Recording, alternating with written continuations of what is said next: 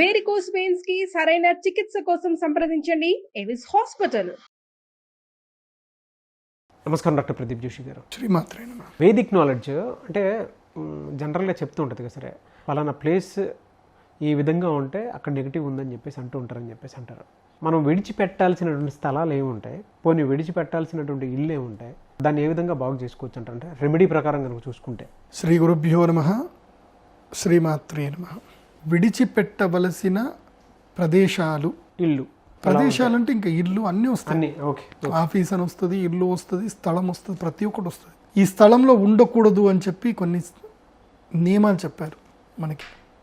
ఎక్కడైతే భూమి ఎలాంటి భూమిని వదిలేయాలి, ఎలాంటి భూమిని వదిలేయాలంటే ఏ భూమిలో అయితే గనక స్వతసిద్ధంగా బొగ్గు పడుతుందో బొగ్గు, అలాగే ఏ భూమిలో అయితే గనక ఎముకలు పడతాయో, ఎముకలు వస్తాయో బయటకి, అలాగే ఏ భూమిలో అయితే గనక కంటక వృక్షాలు అంటే ఏంటి, ముళ్ళ చెట్లు, భయంకరమైన ముళ్ళ చెట్లు ఎక్కడైతే ఏ భూమిలో అయితే పెరుగుతాయో ఆ ప్రదేశాన్ని వదిలేయమని శాస్త్రం చెప్తుంది. ఆ ప్రదేశము ఉండడానికి యోగ్యమైనది కాదు అని చెప్తుంది. కంటక వృక్షాలు పెరిగిన చోటు, ఏ ప్రదేశంలో అయితే గనక, ఏ నేల అయితే గనక స్వతసిద్ధంగా వాసన వస్తుందో అంటే దుర్గంధం వస్తుందో, ఎక్కడైతే ఏ నేలలో అయితే ఆ వాసనకి మనము ఉండలేమో ఆ నేలలో మనము ఉండకూడదు, ఆ ప్రదేశంలో మనం ఉండకూడదు. అలాగే ఇల్లు గనక చూసుకుంటే ఏ ఇంట్లో అయితే గనక పూర్తిగా సరిగ్గా సూర్యరశ్మి పడదో ఆ ఇంట్లో కూడా ఉండకూడదు. సూర్యరశ్మి పూర్తిగా చక్కగా పడనటువంటి ఇంట్లో ఉండకూడదు. వెంటిలేషన్ సరిగ్గా లేనటువంటి ఇంట్లో ఉండకూడదు. ఏ ఇంట్లో అయితే గనక విపరీతమైన బూజు ఉందో ఆ ఇంట్లో ఉండకూడదు. ఏ ఇంట్లో అయితే గనక 10కి మించి బల్లులు ఉన్నాయో ఆ ఇంటిని కూడా వదిలేయాలని చెప్తుంది శాస్త్రం. బల్లులు కూడా ఎక్కువ ఉండకూడదు. ఇంట్లో ఉండొచ్చు కానీ మరీ ఎక్కువ ఉండకూడదు. ఎప్పుడు ఇంట్లో బల్లి శబ్దం వినిపిస్తుంది అనుకో ఇంకా ఆ ఇల్లుని వదిలేయాలని అర్థం. బల్లి ఊరికే అరిచిందనుకో ఆ ఇంట్లో ఉండకూడదు అని అర్థం. తర్వాత ఇంకోటి మోస్ట్ ఇంపార్టెంట్, ఏ ఇంట్లో అయితే గనక చెదలు ఎక్కువగా పడతాయో ఆ ఇంట్లో ఉండకూడదు. చెద పట్టిందంటే ఆ ఇల్లు, ఆ ఆఫీసు ఏదైనా సరే ఆ ప్రదేశాన్ని వదిలేయాలి. ఓకే. చెదకి ఉన్న సంస్కృతంలో ఉన్న పేరు ఏంటంటే వీటిని ఏకస్మృతి జీవులు అంటారు. స్మృతి జీవులు అంటే ఏకస్మృతి. వీటికి ఒకటే స్మృతి ఉంటుంది, వీళ్ళకి ఇంక వేరే పని ఏమి ఉండదు. వీటికి ఏకస్మృతి అంటే ఏంటి, తినడం తప్ప వీటికి ఏం తెలియదు. ఇంకా కొరుకుతూనే ఉంటాయి, తింటూనే ఉంటాయి. వాటికి ఇంకా వేరే ఏ పని ఉండదు. వాటికి ఇంకొక వేరే డిస్ట్రాక్షన్ ఉండదు. నిద్రపోవు, ఏం పోవు, ఎప్పుడు కూడా కొరుకుతానే ఉంటాయి అవి. వాటికి డ్యూయల్ ఇది ఉంటుంది అనమాట లోపల. అంటే మన లోపల 12 గంటలు వీడి పని చేయడం, 12 గంటలు వీడి పని చేయనట్టు వీడి శరీరంలో 2 కణాలు ఉంటాయి. ఒక కణము కొరికే పని చేస్తుంటే ఇంకో కణం పడుకుంటుంది. ఇది అయిపోగానే ఇంకో కణం కొరికే పని చేస్తూ ఉంటుంది. దే నెవర్ రెస్ట్ అనమాట.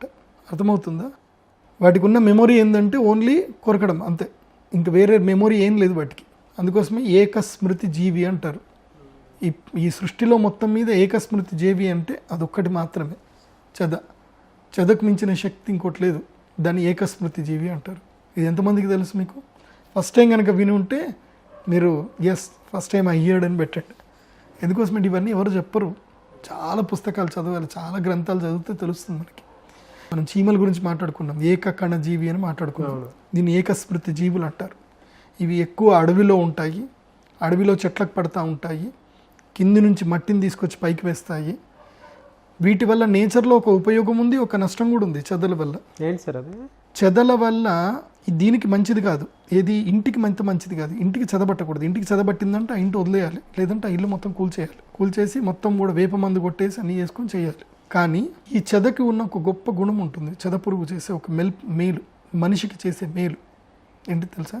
ఈ చెద పురుగు భూమి లోపల నుంచి దాదాపు ఒక 15 ఫీట్ల నుంచి భూమి లోపల నుంచి సారవంతమైనటువంటి ఔషధీ గుణమైన మట్టిని బయటకు తీసుకొస్తుంది. దానికి ఆ గుణం ఉంది. ఎప్పుడైనా చెట్టుకి చెదలు పట్టినప్పుడు నువ్వు చూడు, మట్టి మొత్తం కూడా పైన కప్పుకుంటుంది. అది దానికి ఎండబడదు. ఎండ వస్తే చచ్చిపోతుంది. అది ఎండబడకుండా ఏం చేస్తుంది అంటే మట్టిని మొత్తం కప్పుకుంటుంది. కప్పుకొని ఎంత ఇంజనీరింగ్ టెక్నాలజీ తెలుసా వాటిది, సూపర్ కట్టుకుంటాయి. వాటి మట్టిని మంచిగా కన్స్ట్రక్షన్, నీట్గా కన్స్ట్రక్షన్ చేసుకొని ఒక గుహలాగా తయారు చేసుకొని ఆ చెట్టును మొత్తం కొరికేస్తూ ఉంటాయి. మీరు ఎప్పుడైనా అబ్జర్వ్ చేశారా చెట్టుని ఎప్పుడైనా చెట్టుకి చెదలు ఎట్లా పడితే ఒకసారి చూడండి. చెదబట్టింది మనకు కనబడదు, పైన చూస్తే మంచిగా ఉంటుంది కానీ లోపలంతా తినేస్తూ ఉంటుంది చెదబట్టింది. కొంచెం చూస్తే చదివి చూసినప్పుడు చూస్తే మట్టి పైకి పేర్కొంటుంటుంది. ఆ మట్టికి ఒక గుణం ఉంటుంది, అద్భుతమైన మట్టి అది. ఆ మట్టిని తీసుకొని తేనె కలుపుకొని ఎక్కడైతే దద్దులు కురుపులు అవుతాయి కదా, ఇవి గండు చీమ కుట్టినా కందిరీగ కుట్టినా కొన్ని రకమైనటువంటి కురుపులు ఉంటాయి. ఆ కురుపులకి స్కిన్ ఎలర్జీస్కి అది ఒక మంచి ఔషధం. ఆ మట్టిని తీసుకొని దాంట్లో తేనె కలుపుకొని లేపనం చేసుకుంటారు. కాలిన గాయాలకు చాలా అద్భుతమైన ఔషధం అది. కాలిన గాయాలైతే తేనె పెట్టుకోవాలి. ఈ మట్టితోటి తేనె పెట్టుకున్నాం అనుకోండి తొందరగా హీల్ అయిపోతుంది. సో ఇవన్నీ కూడా ఆయుర్వేదంలో కొన్ని దాంట్లో చెప్పుంటారు. మట్టితోటి కూడా ఆ లోపల ఉండే మట్టి సారవంతమైన మట్టితోటి శక్తి బాగుంటుంది. సో సరే, ఈ చెదలున్న ప్రదేశాన్ని వదిలేయాలి. మళ్ళీ ఎక్కడైతే ఎలుకలు విపరీతంగా ఉంటాయో ఆ ప్రదేశంలో కూడా ఉండకూడదు. ఎలుకలు ఉండే ప్రదేశంలో ఉండకూడదు. ఇంకా నెగిటివ్స్ కొన్ని ఉంటాయి. ఎట్లా అంటే వాస్తవంగా ఇది చెప్పకూడదు, కానీ నేను నా నియమ ప్రకారం నేను చెప్తాను, కానీ మీరెవరూ బాధపడకండి. ఎందుకోసమంటే ఎక్కడైతే గనక చావు డప్పు శబ్దాలు రెగ్యులర్గా మోగుతాయో అక్కడ ఉండకూడదు, దూరంగా ఉండాలి. కానీ ఇప్పుడు ఊర్లోనే శ్మశానాలు అయిపోయింది, డప్పులు రోజు మోగుతూనే ఉంటాయి. అది తప్పదు, కానీ అలాంటి ప్రదేశంలో ఉండకుండా ఉంటే మంచిది. తర్వాత మీ ఇష్టం. అది ఎలా సార్ అంటే పరిస్థితి ఈ విధంగా ఉన్నప్పుడు రెమెడీ ఏంటి? రెమెడీ మెయిన్గా ఇప్పుడు ఇంట్లో విపరీతంగా చీమలు కనిపించాయనుకోండి, దానికైతే పసుపు నీళ్ళు చల్లడము చేసుకోవాలి. ఇంకా పెస్ట్ కంట్రోల్ ఎట్లాగూ ఉంటారు, పెస్ట్ కంట్రోల్ తోటి పని చేయించుకోవాలి. కానీ ఇవి రావడం ఏంటంటే ఒక విధంగా దుష్ట సూచకం, చెడు సూచకం అనమాట. అప్పుడు తప్పకుండా ఇంట్లో యాగాలు చేసుకోవడము, సాంబ్రాణి వేసుకోవడము, ఇవి ఇంట్లో అయితే కనుక సాంబ్రాణి అవి వేసుకోవడము. ఒకవేళ భూమి దోషపూరితమైతే ఆ భూమిని మొత్తం కూడా దున్ని ఆ భూమి లోపల తులసి చెట్లు పెంచి ఆ తర్వాత ఇల్లు కట్టుకోవడము. ఒకవేళ ఈ చెదలు బాగా పట్టాయనుకోండి తప్పకుండా ఇల్లు వదిలిపెట్టాలి. చెదలు పడితే మాత్రం ఇల్లు వదిలిపెట్టాలి. ఇల్లు వదిలిపెట్టి పెస్ట్ కంట్రోల్ చేయించేసి నీట్గా అంత చేసుకొని చేయాలి. అయితే ఒకటి మాత్రం చెప్తాను, కొన్ని ఇళ్లల్లో పారానార్మల్ యాక్టివిటీస్ కొన్ని జరుగుతాయి, అసలు తెలియదు. వాళ్ళు ఎక్స్పీరియన్స్ చేసినది వాళ్ళు కన్నీళ్ళు పెట్టుకుంటారు, ఏడుస్తారు, చెప్తారు తప్ప మీతో ఎవరు నమ్మరు. ఇది జరుగుతుంది, నాకు ఇలా జరిగిపోయింది, అలా అయిపోయింది, మా ఆరోగ్యం పాడైపోతుంది అని చెప్పుకుంటారు, ఏడుస్తారు. మెడికల్ డయాగ్నోస్టిక్ సెంటర్కి వెళ్తే ఏమీ వెళ్ళదు, కానీ మాత్రం తెలుస్తుంది. సింపుల్ చెప్పాలంటే మొన్న ఈ మధ్య నా దగ్గరికి ఒక పెద్ద ఆవిడ వచ్చింది, నాకు దాదాపు 62 ఏళ్ళు ఉంటాయి. ఆవిడ నాకు కొంచెం బాగాలేదు, నాకు హెల్త్ ఈ మధ్య సరిగ్గా ఉండట్లేదు, నాకేదో ఇదవుతుంది అదవుతుంది అని అంటే హాస్పిటల్ తీసుకెళ్తే డాక్టర్లు నవ్వారు. ఒకసారి వెళ్ళిపోతే డయాగ్నోస్ చేస్తే ఏం తెలియదు.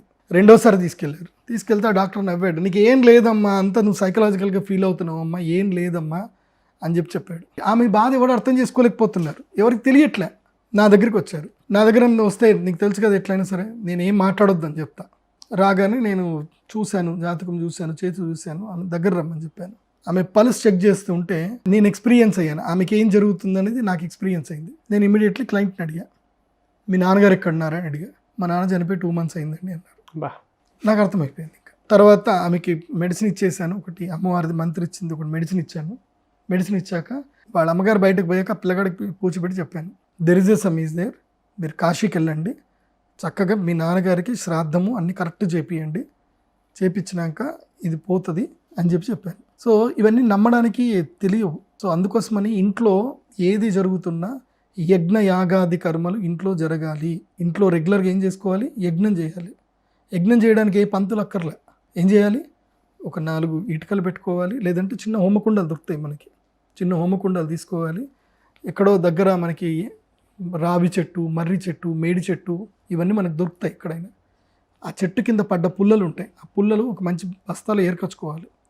ఏర్కచ్చుకొని ఇన్నే పుల్లలు, ఇంత నెయ్యి, ఒక చిన్న గిన్నె నెయ్యి తీసుకోవాలి, దాంట్లో ముంచాలి, ఒక చిన్న కర్పూరం వెలిగించాలి, నెయ్యిలో ఆ కట్టెపుల్ల ముంచి స్వాహ అని వేయండి, అయిపోతుంది. ఓం ద్రాం దత్తాత్రేయాయ స్వాహ, లేదంటే మీకు నమశివాయ ఇస్తే ఓం నమశివాయ స్వాహ, ఓం నమశివాయ స్వాహ. పెద్ద మంత్రం అది, నేర్చుకోవచ్చు కదా ఈజీగా. చక్కగా ఒక పంచ కట్టుకొని పెట్టేసుకొని ఓం నమశివాయ స్వాహ అని వేయండి. ఆ యొక్క అగ్నిలో నుంచి, ఆ ధునిలో నుంచి ఆ సమిధలు, నేను చెప్పిన సమిధలే వేయాలి, ఏ దొరికితే కట్టపుల్లలు వేయకూడదు. సమిధ అంటే అర్థమైంది, తనకు తానుగా రాలిపోయినటువంటిది, వెళ్ళి చెట్లు తుంచి దేయకూడదు, గుర్తుపెట్టుకోండి. సమిధ అంటే అర్థమైంది, రాలిపోయి కాలిపోవడానికి సిద్ధంగా ఉండేది. అవి తీసుకొచ్చి అవి వేసి యజ్ఞం చేసుకోవాలి. చిన్న యజ్ఞం 10 నిమిషాల్లో అయిపోతుంది. ఎంత చిన్న హోమకుండం పెట్టుకోండి, ఇన్ని పుల్లలు తెచ్చుకోండి, ఓం నమశివాయ స్వాహ అని వేయండి. ఆ అగ్ని తేజస్సుకి మీ ఆరా ప్యూర్ అవుతుంది, మీ ఇంటి లోపల కూడా మంచి ఎనర్జీస్ వస్తాయి. ఆవు పిడక ఉంటుంది, ఒక ఆవు పిడక తీసుకోండి, ఆవు పిడక మీద కర్పూరం వెలిగించండి, వెలిగించి ఆవు పిడక మీద నెయ్యి వేస్తా పోండి, పిడక చక్కగా వెలుగుతుంది. ఆ వాసనతోటి ఇల్లంతా మంచి ఎరిగిపోతుంది, ఏ అరిష్టాలన్నీ పోతాయి. ఇది మనకి యాన్సిస్టర్స్ మన పూర్వీకులు చెప్పిన మంచి రెమెడీస్. ఇంకోటి భయంకరమైనది ఉంటుంది, దీన్ని అష్టదిగ్బంధనం అంటారు. అది మీకు చెప్తాను. నల్ల ఉప్పుతో చేసేది ఒక క్రియ ఉంటుంది, అది చేసుకుంటేనే ఇంటికి క్షేమంగా ఉంటుంది. ఎందుకోసం అంటే ఎంతోమంది ఎన్నో బాధలతో నా దగ్గరికి వస్తారు, నేను ఇట్లాంటి కేసులు నేను హ్యాండిల్ చేయనని చెప్పేస్తాను వాళ్ళకి. అందుకోసం మీకు రెమెడీస్ ఇక్కడనే చెప్తాను, ఈ రెమెడీస్ మీరు చక్కగా ఫాలో చేసుకోండి. ఎవరి దగ్గరికి వెళ్ళకండి, నా దగ్గరికి కూడా రావద్దు ప్రాబ్లమ్స్ ఉన్నాయని చెప్పి. Thank you sir, thank you so much doctor Pradeep Joshi గారు. శ్రీమాత్రే.